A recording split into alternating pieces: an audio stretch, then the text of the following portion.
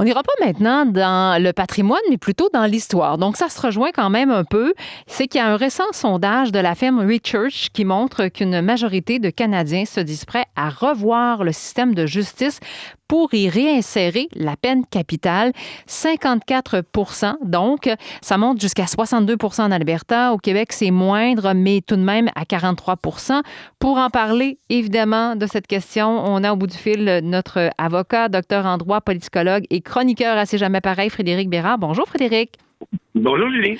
Est-ce que c'est vraiment un débat qui pourrait refaire surface en 2023? Est-ce qu'on pourrait ramener ce concept-là qu'on croyait quand même perdu pour toujours au Canada? Mais quand même, il y a l'avortement qui est revenu dans l'actualité aux États-Unis. Alors, finalement, on dirait qu'on ne peut plus rien prendre pour acquis. Non, j'espère qu'on prendra rien pour acquis parce que, bon, premièrement, ce sondage-là est archi inquiétant.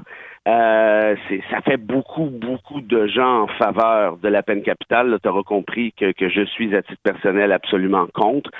Quand on dit, ah oui, mais regardez, au Québec, c'est la preuve qu'on est progressiste, ben à 43 c'est pratiquement 1 sur 2. Là. Je pense pas que ce soit très progressiste si vous avez une société qui a pratiquement la moitié de sa population qui souhaite rétablir la peine de mort. Ceci dit, on peut dire, oui, mais c'est beaucoup moins qu'ailleurs, par exemple en Alberta. Ça, c'est vrai, mais tout ceci est conjoncturel, hein, parce que moi, je me souviens d'un sondage de janvier 2011 où le Québec s'était dit à 67 en faveur de la peine de mort, contrairement à 62 ailleurs au Canada. En d'autres termes, ça peut évoluer, ça peut changer.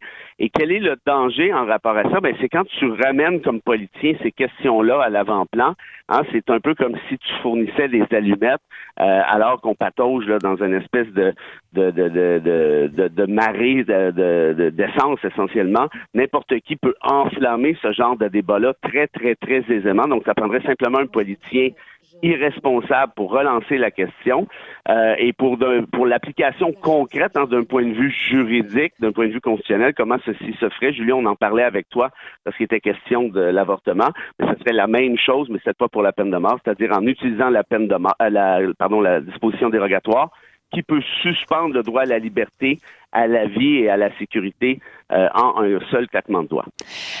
Reparle-nous peut-être de l'historique de la peine de mort au Canada. En quelle année il y a eu des tournants en cette matière-là? Ben, tu te rappelles peut-être du premier gouvernement de Pierre Trudeau en 68. Lui avait annoncé la fin de la peine de mort pour la grande majorité, en fait, pour les civils essentiellement, mais la peine de mort était demeurée d'un point de vue militaire essentiellement. Et pour certains cas très précis, par exemple de mémoire, si on tuait un gardien de prison ou des trucs du genre, le gouvernement de Brian Mulroney, plus tard, donc dans l'autre décennie, je crois que c'est en 88 ou environ, dans 2 décennies plus tard en fait, avait relancé le débat à la Chambre des communes, et écoute bien ça, ceci est passé tout près de Mulroney a passé tout près de perdre son pari. Lui disait la Chambre va voter absolument en défaveur de la peine de mort.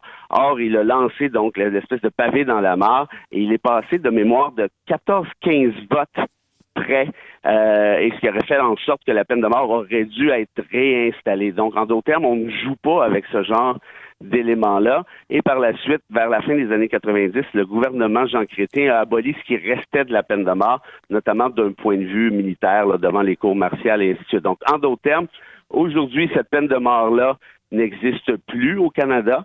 On a même une décision de la Cour suprême qui est l'arrêt Burns qui a déjà obligé un ministre canadien à interdire aux États-Unis la peine de mort à ses ressortissants s'ils souhaitaient le transfert. Par exemple, il y avait 2 Burns et un de ses collègues qui avaient tué des gens à Seattle, qui étaient venus se cacher au Canada. Les États-Unis, on avait dit, ramène-nous-les, on veut les juger et éventuellement les exécuter. Or, la Cour suprême a dit au Canada, tu ne peux pas envoyer Burns et son comparse de l'autre côté de la frontière si tu n'obtiens pas les garanties que la peine de mort ne sera pas appliquée. Donc, en d'autres termes, la Cour suprême est très claire et sans équivoque là-dessus.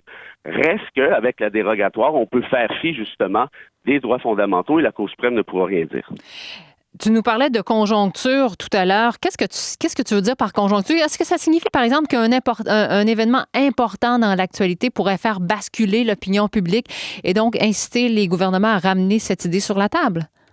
Ça, c'est une excellente question que tu poses là parce que, tu vois, j'ai pas pris le temps de le dire, j'aurais dû, mais en janvier 2011, quand il y a eu le sondage dont je te parlais, Ouais. l'affaire Guy Turcotte battait son plein dans les médias québécois. OK. Donc, évidemment que c'est venu influencer l'opinion publique.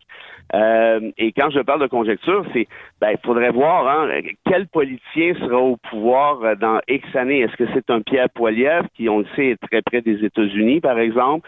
Est-ce que c'est un Pierre Poilievre qui serait prêt, peut-être, très près de certains groupes de pression qui souhaiteraient rétablir la peine de mort?